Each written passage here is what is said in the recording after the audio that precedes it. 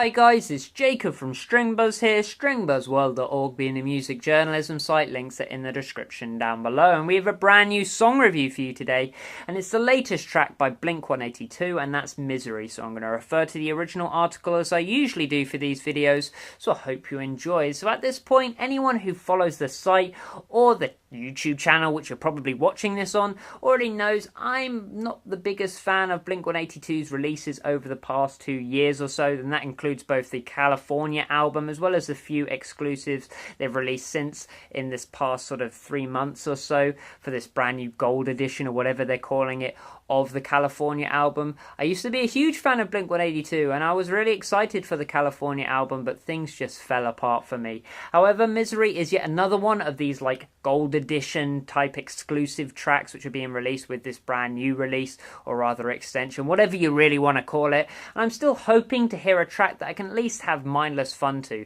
The only track I've had with that sort of, ability behind it is Cynical. I thought Cynical was a great track, but one track doesn't make an album of like 16 to 20, which it will be with all these exclusives. So shall we see what I thought of this brand new track? Well, even though I think this is a stark improvement on what they've already released on that California album, I still think it's completely crushed by terrible producing. And I mean, John Feldmann, their producer, is clearly trying his hardest to kill this Blink revival off with terrible production values, making this once great pop-punk band, and the important word there being punk, sound like a straight-up pop chart piece crap, really.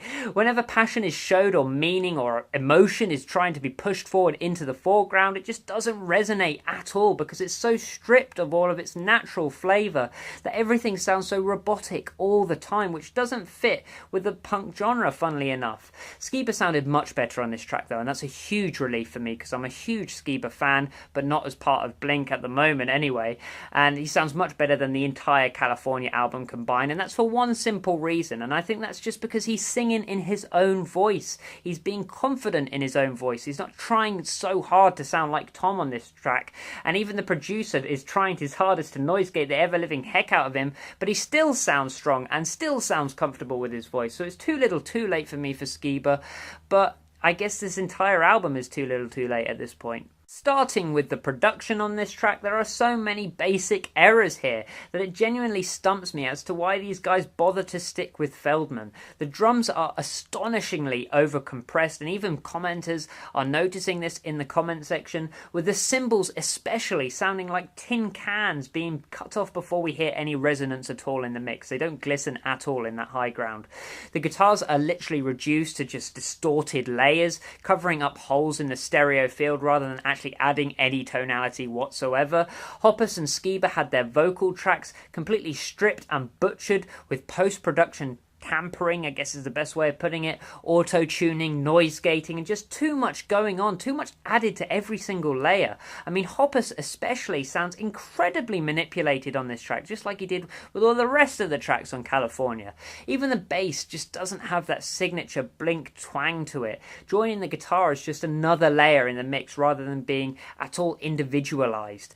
Feldmann produces more like gritty mixes for 5 Seconds of Summer, and I'm not even exaggerating here. When it comes to the musicality of this track, I actually really enjoyed what was being expressed throughout the runtime here. The vocal performances seemed a little more earthly and passionate this time around, with Skiba finally showcasing the great pipes I always knew he had.